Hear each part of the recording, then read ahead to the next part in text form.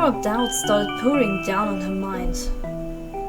Tristan tried to minimize the problem, assured her that it wasn't a big deal, that it would happen someday, and that they had so many other things to do together.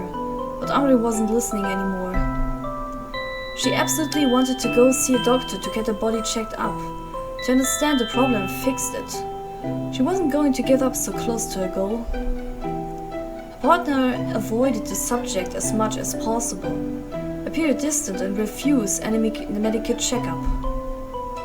Every time the young girl approached him to talk, he grit his teeth, feeling that the situation was becoming more and more tense. She was getting too close to the truth and he couldn't afford it. There were too many things at stake. So he held on. He tried all he could to reassure his love, to convince her to get rid of those unwanted thoughts.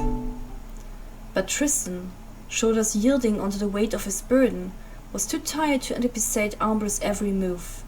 He didn't see the disaster coming even though he could have foreseen it. One day, while he was at work, she took the opportunity to go to a doctor who resided in a city center hospital. She explained the situation and begged for him to help her be a child.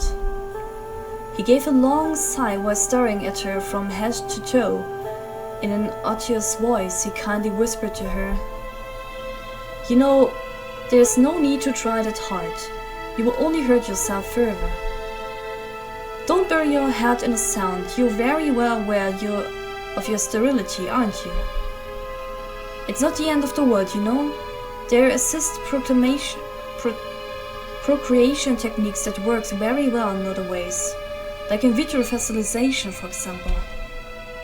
Why don't you try and think about it?" The young doctor had tried to be as positive and comforting as he could, but the harm had already been done. Ambre was in shock. Her dreams had just crumbled to pieces in an ocean of dust and litter. She left the hospital completely distraught, speechless, stiff, moving as mechanical as a robot. She had nothing of the last kind of words the doctor pronounced. All she knew was that she had to go home. Once outside, the sky blindly grey made her lose her bearings. She was in the city where she always lived, yet the buildings, the cars, the people passing by, they had all turned ghostly and haggard silhouettes in a dark, upside-down world. Her sight became blurred like little by little as she staggered aimlessly. The city crumbled into a gigantic pile of ashes. The voices of the pedestrian around her corrupted into an audible language, metallic and meaningless. Ambre managed to reach the park instinctively, not really knowing her. How a terrifying dread was seizing her from inside. Unable to see, unable to understand anymore, she let herself fall on the grass, pupils wide open. All of a sudden, the grey filtered images of her past came back to her, and reality brutally hit her in the stomach. It's impossible. Why? Why me? Even though I'm normal. I'm not trash. No, it's impossible. My dream. I want to be happy. She remembered. She remembered the mirror. The mirror. The crude light above the mirror that showed her all her flaws, all her imperfections. The excruciating need to be perfect, to be flawless, flawless like the models, the actors, the singers that were on every screen, that were constantly seen. To be seen, to be admired, to have every corner of yourself analyzed. Never relax, be irreproachable, take care of everything, hide everything, keep everything deep inside, even if the fragile surface is going to crack under the weight of lies. The mirror, in front of which she carefully put on makeup for long minutes, that miraculously product that could erase those damned imperfections, those damn traces of humanity. Shave her legs, not leaving a single hair, frame her brows, choose the best outfit possible to show herself to advertise, add a layer of makeup on her face to make the identity disappear in favor of a single form of beauty, a majestic beauty, an artificial beauty, impossible to attain. The mirror, in front of which she would weight herself, in front of which she would tell herself that she could be careful of what she eats, become thinner, become more beautiful, more desirable. Throw up to the excess. Keep only what's essential. Admire yourself in front of the mirror. Throw up that what's unwanted vital pulsation. Throw up what's dirty to become cleaner inside and outside.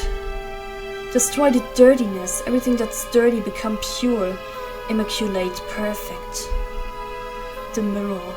The eyes of avarice, the permanent mirror of vanity, believing you exist, destroying yourself bit by bit, becoming unable to survive by yourself, to stand the growing loneliness, the pathetic struggle against your own being.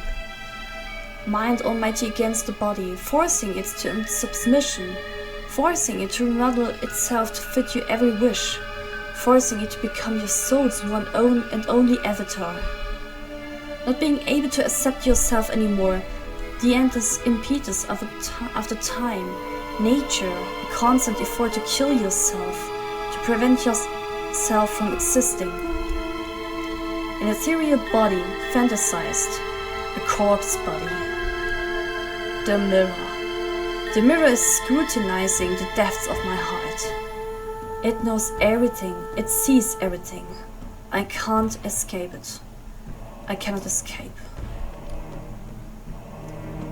Locked in her obsession, Ambre convulsed frantically while letting out piercing shrieks.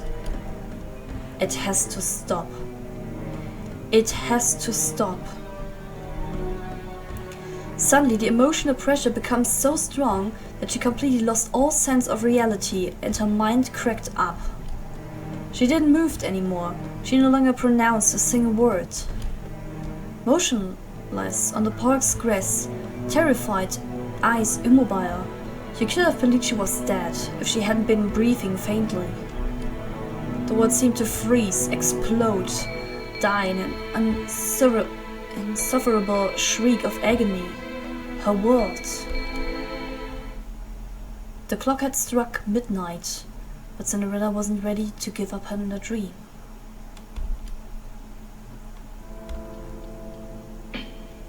It was 7 a.m. 7 o'clock p.m. I'm sorry. It was 7:30 p.m. On a beautiful yet cold autumn day. The wind shook the frail tree's branches across the street. Tristan Mallory made his slow, tired way. A whirlwind of leaves caught his attention, and he stopped to contemplate them for a few minutes. A spray of colors danced around him. Fragments of red, orange, yellow spread at random, forming a mosaic that stretched on for as far as the eye could see. A rush of beauty in that grey and fuming city, in that noisy metropolis that was constantly exhaling pollution. Coming back to his senses, the 30-year-old man shook his head. Now wasn't the time to be daydreaming. He had to go home. Ambre was waiting. As usual, she would probably seek advice about the future of pregnancy. She would ask what name they should give their kid and how they should decorate his room. As usual,